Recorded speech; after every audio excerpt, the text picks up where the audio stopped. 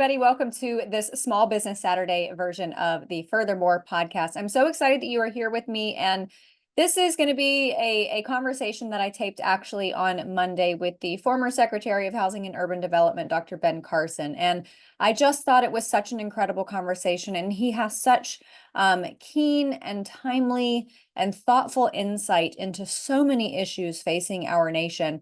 I honestly didn't want you to miss the conversation. So even though these Saturday versions are typically for businesses, even though Ben Carson is the founder of the American Cornerstone Institute, which you should definitely go and check out online, also go check out his new book, which we're going to talk about in the interview.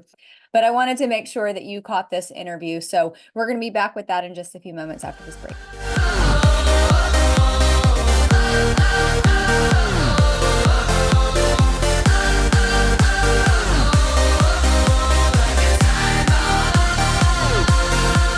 Welcome back, everybody. I am absolutely delighted and honored to welcome my next guest. First time on this podcast. You all know him. He is a world-renowned neurosurgeon. He was our 17th Secretary of Housing and Urban Development under President Trump. He is the founder of the American Cornerstone Institute and the author of a brand new book that we are going to talk about in just a few moments, The Perilous Fight, Overcoming Our Culture's War on the American Family. And my goodness, are we witnessing that war right now? Dr. Ben Carson, thank you so much for being here. So delighted to be with you. Thanks for having me. My pleasure and my honor. I want to start with the top news of the day. The DNC has begun. It is kicking off officially this evening. And sir, as I think that the RNC convention was one of the most joyful, life-affirming, happy warrior mooded RNCs that I've ever observed. And it was really wonderful to see that there, the wind, I think, was at President Trump's back. The party has certainly coalesced behind him and his America First agenda. And you contrast that with the DNC, and I know that they claim to all have galvanized around Kamala Harris, and they are delighted that she is the nominee. But I just don't see that type of mood transpiring yet. I mean, there are a few more days of this, and it hasn't really even officially kicked off until this evening. But how do you contrast the two of those? Well, the mood at the RNC was electric, and you could feel it everywhere. And people were very enthusiastic. And, with the DNC, it's all about hypocrisy. They talk about saving democracy, and yet they threw out the votes of 14 million people and did a backroom deal to crown the successor. And it's all about gaslighting, telling people, don't believe your eyes, don't believe your ears, don't believe your experiences. We're telling you, the economy is good. This stuff works. You just are too stupid to realize it. Right. I mean, and I hope that people do realize that what we have in this country, our system, is wonderful. It's the reason that so many people want to come here, even though people are bad-mouthing us all the time. Why are we having so much trouble keeping people out of our country? If it was a horrible place, they wouldn't be trying to come here, believe me. Right. And we wouldn't want to give that away for what has failed time and time again, socialism, Marxist tendencies. And we see those abound, particularly in Kamala Harris, most left-wing senator in the United States Senate, who truly embraces the socialist agenda. I think that's spot on. And you mentioned the hypocrisy. I mean, the fact that we are looking at this DNC taking place in Chicago, and for the party who, reversed so many of President Trump's policies, Joe Biden, in conjunction with his border czar, Kamala Harris, as much as she tries to deny it, that's what she was. They shut down the construction of the border wall. And now you have this wall constructed around the campus that the DNC is taking place. And sir, I know that you are from Detroit, so you are used to these inner city issues. You served as our Secretary of Housing and Urban Development. And this is a city where you have a shooting every 2 hours and a murder every 17 hours in Chicago. Why on earth, what do you think the DNC is trying to flip on the American people by having it there in Chicago and throwing up this wall? Well, I think it's a part of a larger scheme to make us want to fundamentally change who we are, to say that our system doesn't work and we need something different. And hence, You have all of these DAs who are funded by George Soros, who are letting hardened criminals out to terrorize society, who feel safe anymore at nighttime. It used to be you would never even give it a second thought. You were going to go downtown and have dinner on an evening. Now you have to give a second thought to that. Is your car going to be jacked? Are you going to be robbed? What's going to happen? And if you can just create general chaos in a society, you can create the will to desire to change, or at least to consider a change. And I think that's a lot of what's going on. Now, the people don't realize what's going on, particularly a lot of people on the left side of the issue. They're what Vladimir Lenin referred to as useful idiots. You know, they happily play along with their own destruction. And unfortunately, the media happens to fit into that category also. They don't realize that the first thing that socialists do is control the media completely. So they're digging their own grave and they don't even know it. I think that's right. And you know, they want to control the media. And now Kamala Harris has put out these economic policies, as you were just mentioning a moment ago, you know, price control. And, you know, I would proffer the notion that even this $25,000 perk for homeowners, you know, that is going to depress the market to an even greater degree than what we are already seeing. And when you have publications like the Washington Post, who is typically in the tank for someone like Kamala Harris, but you have opinion pieces out there saying, hey, if you're running against a guy who's calling you a communist, you might not want to put out price control, you know, Maduro type policies. What do you make of the fact that there are actually a few folks on the left who are criticizing her? Do you think that they're just desperate to get some type of substantive policies outside of what she's already proposed? Well, you know, I think some people on the left are actually decent people. They're just deceived. They have a very different ideal of what we are as a country. You know, this country was designed to be about the people, of, by, and for the people. Socialist governments are designed for the government, of, for, and by the government. And for some strange reason, people never seem to learn that it doesn't work. No matter where it's been tried, it always fails. It always ends up the same way. And interestingly enough, our founders were smart enough to realize that. They studied every government that ever existed in the history of the world, and they were eclectics. They took the good stuff and left the bad stuff out. But one of the things they noticed is that all governments move in the same direction. They grow, they infiltrate, and they dominate. And it's not necessarily because they're bad, it's because they're governments, and that's what governments do. Right. Just like lions are not bad animals because they kill lambs and eat them, that's what they do. Right. And so they tried to give us a constitution that would preclude that. And that's why when Benjamin Franklin came out of the Constitution Hall in 1787, and he was asked, sir, what do we have here? A monarchy or a republic? He said, a republic, if you can keep it. That's right. We've kept it for 248 years, but we're as close to losing it right now as we've ever been. The very fact that we've had a political party in power use the justice system to persecute their political enemy and allow that to stand, it's absolutely incredible what's going on in our country. It is. And, you know, you talk about the nature of government, and that's spot on. And you kind of have to include the human nature, because I think that human nature, when it tastes a bit of power, the trajectory is always to want more power. And of course, people are what make up government. And I want to ask you about, you know, the future of this country, because I do feel we are teetering on the edge of losing our republic. But from a Christian perspective, I always remind my audience, the king has not moved 1 millimeter off the throne. We know how this ultimate battle ends. In the meantime, though, we want to keep our country in a place where we value our founding principles, our Judeo-Christian values. These are what are extremely important to our republic. On the culture side of things, how do we turn this ship around? Because it seems like, especially culturally, even diving into our education system, things have become just so cancerous. Well, the only way it's going to work is that we, the people, have to be willing to stand up for what we believe in. You know, when I was running for president, I traveled all over the country, all 50 states, the smallest little hamlets, the largest cities. And what I discovered is that most of the people actually have common sense. But what they lack is courage. People would rather stand in the corner and stare at the floor than speak up for what they believe when somebody starts talking about a certain subject. And you cannot be the land of the free if you're not the home of the brave. You got to be willing to stand up. So that's what it's going to require.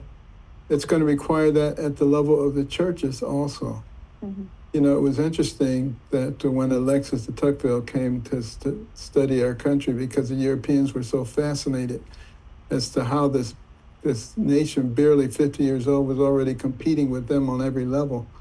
And but one of the things that really impressed them were the churches and the fiery sermons that emanated from those pulpits that gave the people a moral basis and gave the military the kind of courage to defeat the most powerful military force on earth. That was incredible. That's who we were. That's who we can be again. We have to recognize that our founding document says that our rights come from our Creator, aka God, not from government, not from a king, not from a monarch, but from God. And that made a difference. There was a sense of right and wrong. There was a sense of community. Those were things that strengthened our country. You know, you go back 100 years or 200 years, and you had all these small communities, 50 or 100 families. Sometimes they didn't even speak the same language, but they understood the concept of the common good. What works for everybody? Not what's best for this group or that group, but what works for everybody. That's why we're called the United States of America. If it was harvest time and Mr. Jones broke his leg, everybody else harvested his crops. They didn't say, what's your political affiliation, what's your religion? They said, you, my neighbor, and you need help. That's right. Now, if we can get back to that kind of spirit where we don't look at somebody who has a different yard sign as an enemy, but as somebody who has a different opinion. It's fine to have a different opinion. I always say if two people agree about everything, one of them isn't necessary. So, you know, we're all necessary, and we just need to learn how to talk, have discourse. The fact of the matter is the most radical left-winger and the most radical right-winger probably agree on 80% of stuff. Why do we let the 20% be the thing that divides us? Absolutely. And I want to hit on that courage aspect. I think that in pastoral positions across this country, the courage is missing. You think about, you know, some of the Christian leaders leading up to the Revolutionary War. You've got George Whitefield, who went up and down the eastern seaboard delivering his father Abraham's sermon that really ignited the colonies against the crown in a common good. And again, you probably had people who were quote unquote Democrats and Republicans who didn't agree on maybe 20%, but 80% of it, they were unified around the cause, which was a capital C in George Washington's letters. They were united around this. For pastors in this country, and I'm not saying that they should come out and endorse a specific candidate from the pulpit, but there are clearly good and evil policies that separate two different platforms. No question about it. And unfortunately, so many of our pastors have become woke. And they're walking around with their finger in the air, seeing which way the wind is blowing, and then accommodating to that. And that's exactly where the church should not be. The church should be a place where there are standards, which helps to keep people anchored to a moral foundation, not drifting in the open sea. But that's what we're having right now. And it's going to require a lot of courageous people to turn this around. But I always say, if God was willing to save Sodom and Gomorrah for 10 people, we got this. I love that. I use that same analogy too. I mean, going down from 40 all the way down to 10. There are certainly 10 righteous people in this country. And the same thing with Democrats. I can't imagine a lot that has more pruny fingers from licking their fingers and holding it out to the wind. We are here with Dr. Ben Carson. We're going to take a quick break and we'll be right back.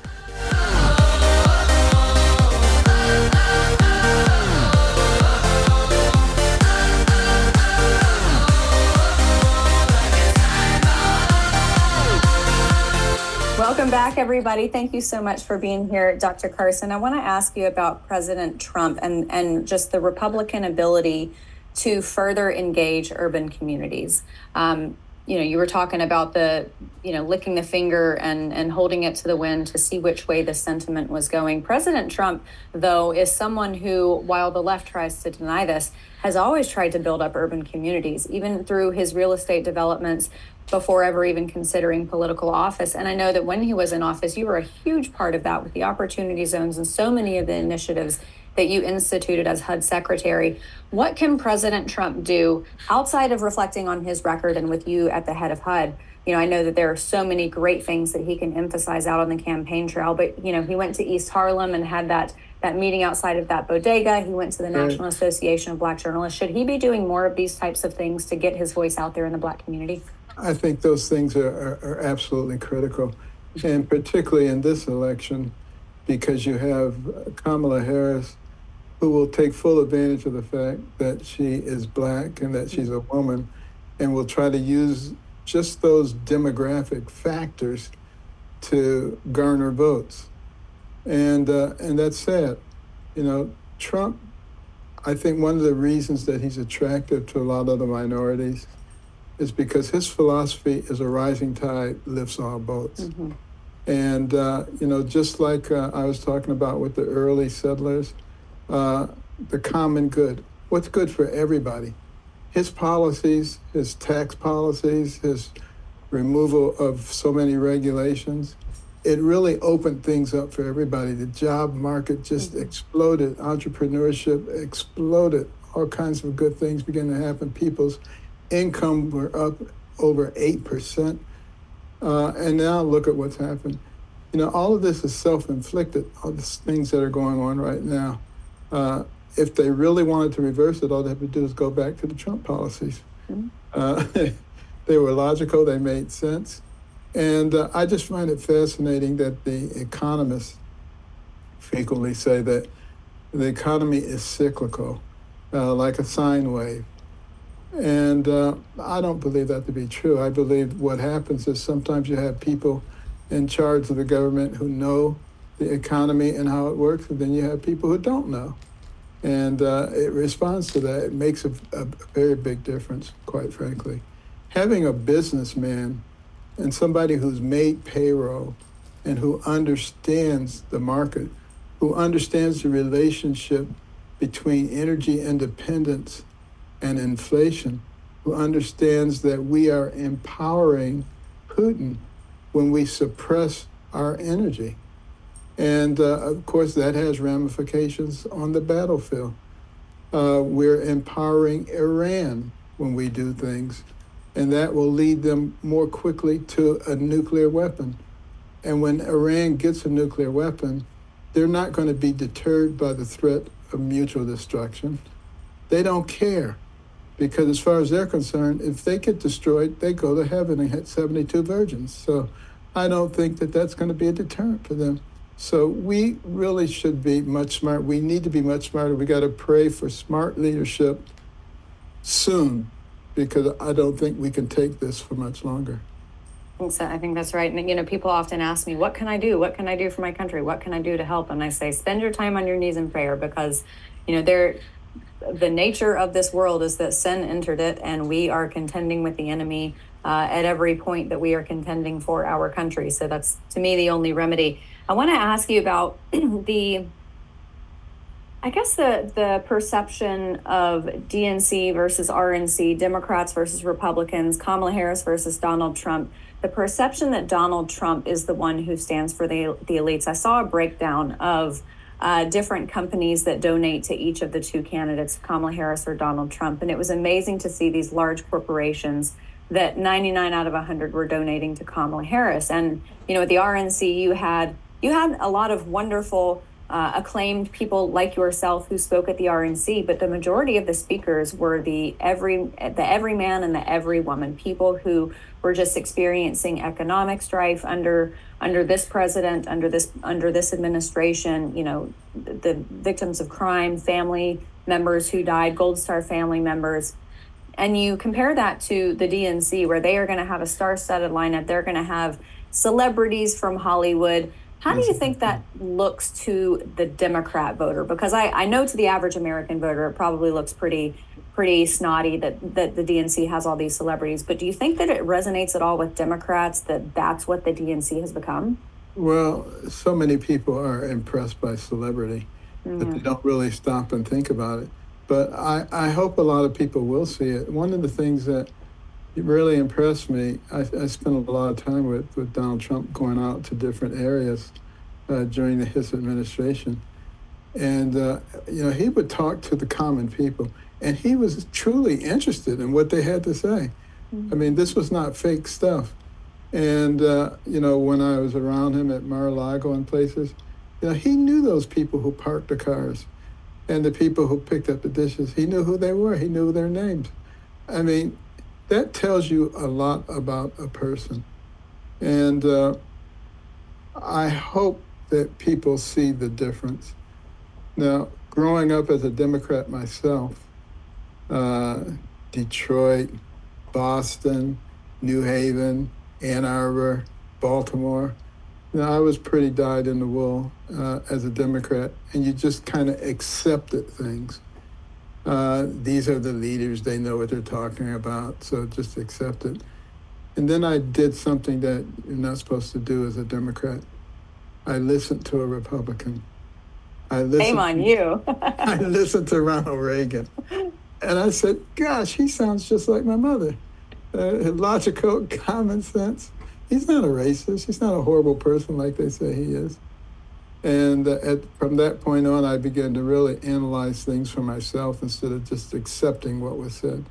And I hope that there will be more people who will do that, who will actually start thinking and not just accept what people say, because this is a country that's supposed to be about the people. It's supposed to be run on the will of the people and what is good for the people, not what is good for the government. That's the difference. Marxists and socialists, it's Mhm. what's good for the government. It's good for the people in power. They could care less about the common people. Mhm. My concern has always been for, like your incredible story where you were curious. You sought out the other side just to hear the argument and you kept an open mind. My concern is that nowadays we exist in a pathologically incurious society.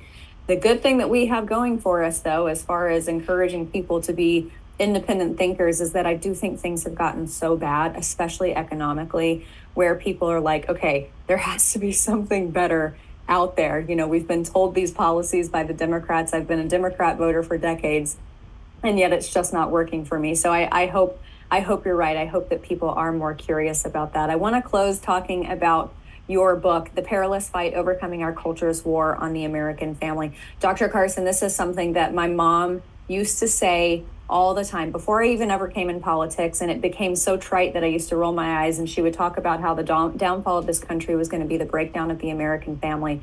And I find, as I moved into my late 20s and early 30s, I started witnessing what was happening in culture. And it is so true. Tell us about your book.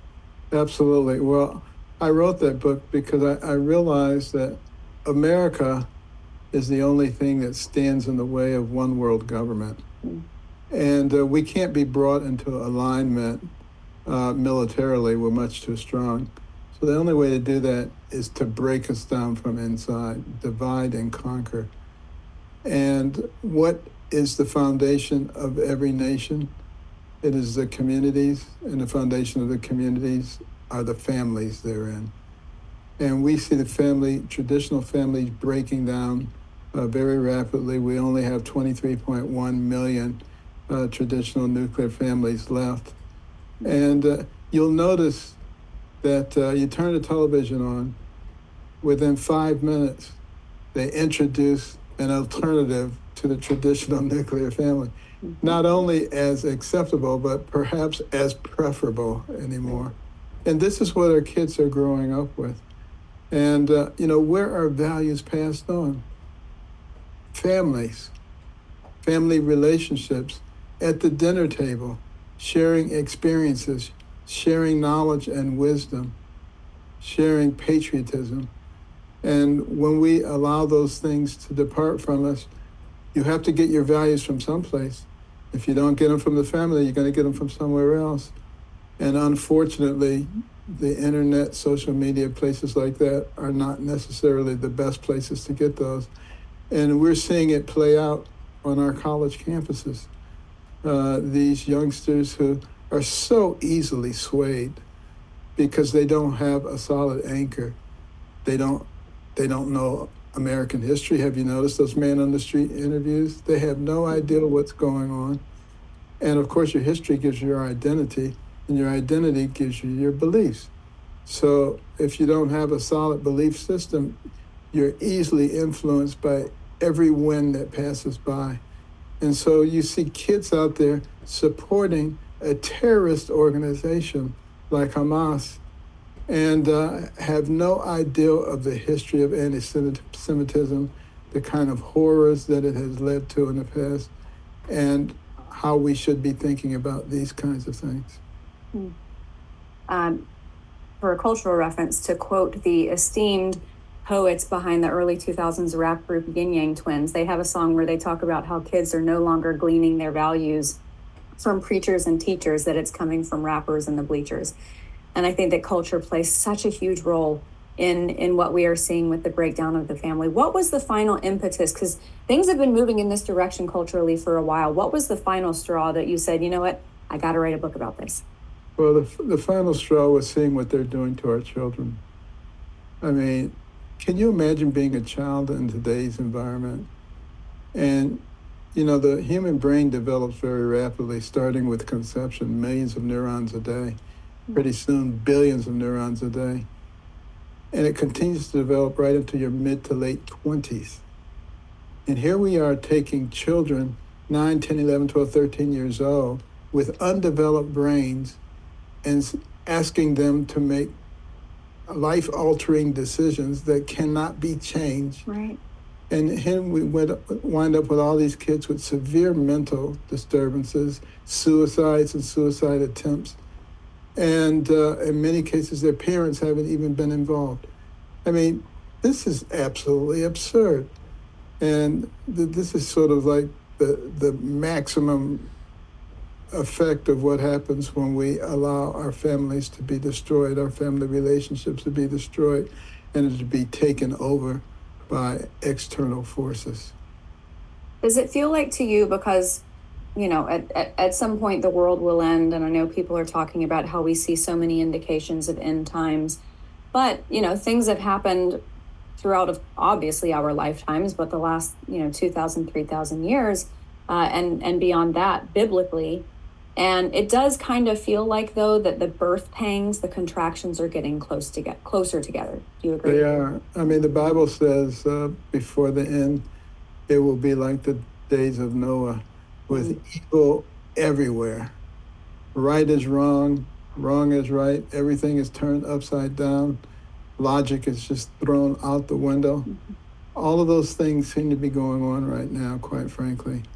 And I would suggest to people that this is a time when you need to make sure that you stay close to God, study, pray, and try to do what's right, and try to be the force for good rather than just complaining about evil.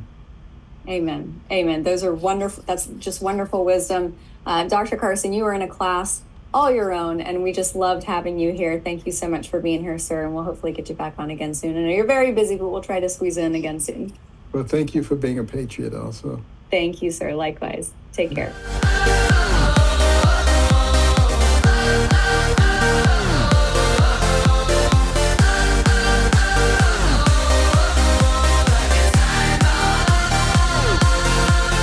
Welcome back, everybody. I hope you enjoyed that conversation. I have known him for a while, actually. I met him in 2019, late 2019, at the Accuracy in Media anniversary gala that was in Washington, D.C. I can't it might have been at the press club. I can't remember what the venue was. Anyway, it was, I got to meet Dr. Carson and his wife, Candy. And you know the phrase about birds of a feather flock together? I mean, man, the two of them are they are two of the nicest, most genuine, spirit-filled people you will ever meet in all of politics. And I consider it an honor and a pleasure to have met him in person, and then of course to have had him on this podcast. I want to get to some news. It's the weekend, so there's not really any heavy news, but there are a few news roundup items that I want to get to before we head off into the weekend. First of all, the DNC obviously taking place.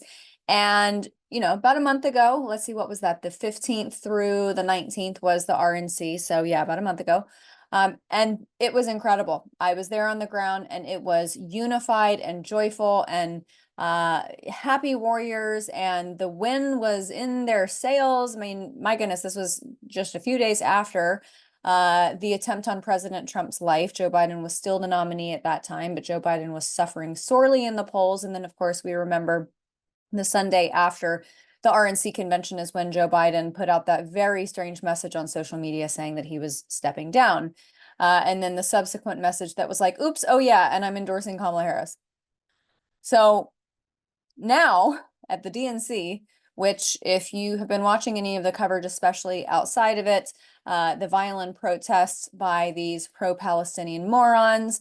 However, according to Senator Chuck Schumer, this is the most joyful and unified convention that he has witnessed since he started going to the conventions, which was 1984, again in Chicago, when they set the city ablaze, basically. So yeah, I suppose this is joyful compared to that. I don't know about unified because Kamala Harris was not the pick. In fact, so many people are talking about how for so long Democrats were trying to sell the story that Joe Biden's fine. He's fine, guys. Yes, his brain is working. No, he's not suffering from any mental lapses. No, he doesn't have any issues with cognition. Yes, he is leading the country. And then, of course, we found out that in fact is not the case at all. But it wasn't that long ago. So what is the date today? Today is the 21st. So exactly a month ago, when I'm pretty sure when Joe Biden dropped out. So just a little over a month ago, leading up to that day, Democrats were wargaming and trying to figure out how they could replace Kamala Harris as the VP on the ticket, or how they could skip over her to someone else. This is not a unified DNC, my friend. That is a joke. That is another one of the very, very fake elements of this Democrat National Convention. You've got Joe Biden on stage lying about Charlottesville, Barack Obama on stage lying about immigration policies that were instituted in his administration, but somehow still blaming it on Donald Trump. They're blaming all the economic strife on Donald Trump. Here's a quick PSA. Donald Trump hasn't been in office for 4 years, okay? Whatever is happening economically is your fault. But it's just been so incredibly fake. All of a sudden, they are trying to appear somewhat moderate in some areas. Obviously, Kamala Harris has put out these economic policies that are just, I think Donald Trump called them the Maduro plan, absolute wackadoo socialism. On the other hand, they're trying to sell the story to the American people that the border is secure. Oh, but at the same time, if it's not secure, it's Donald Trump's fault. Oh, and also, the economy is doing great. It doesn't matter how you feel. Trust us. You're doing fine. In fact, you're doing even better than when Donald Trump was in office. Okay? Okay? Don't believe what your bank account is telling you. Don't believe the indigestion you have when you have to pay bills and you don't have the money to back it.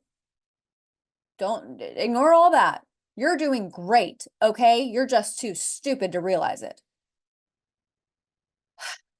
So I want to move on to some of the speakers because a few nights ago, Michelle and Barack Obama spoke.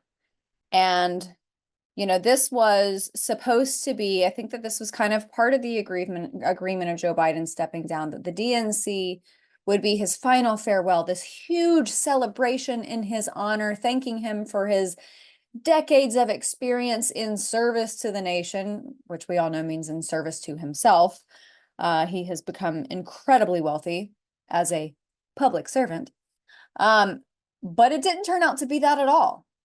Not only did I mean, hardly any of the speakers really even mentioned Joe Biden, but between Barack Obama and Michelle Obama, I think it was maybe twice. I don't think Michelle Obama mentioned Joe Biden at all.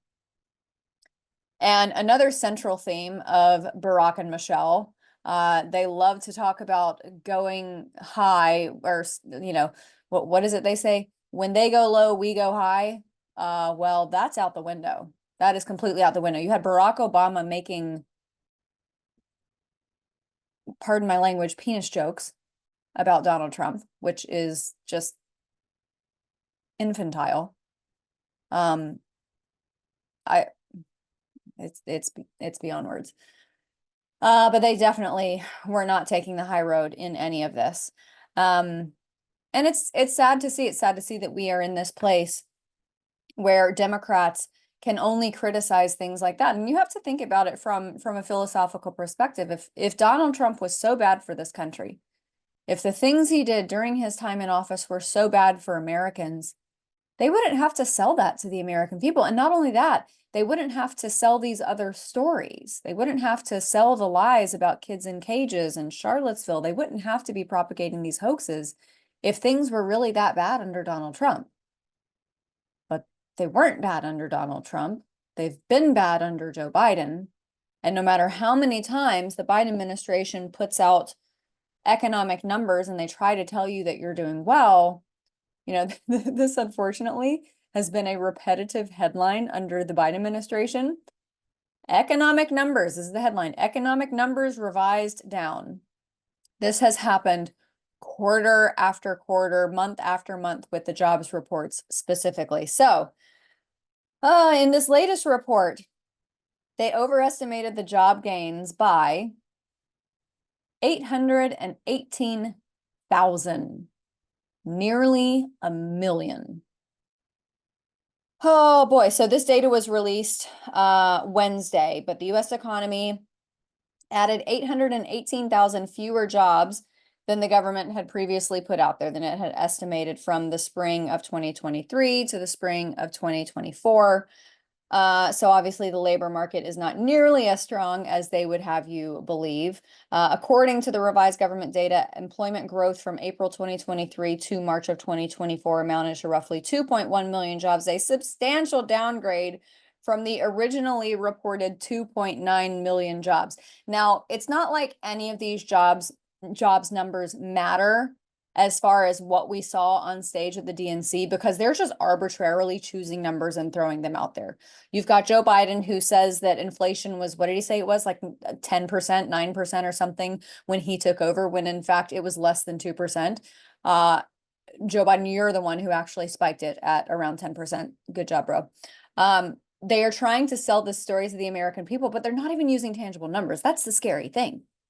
They have no anchor. They have no foundation of truth.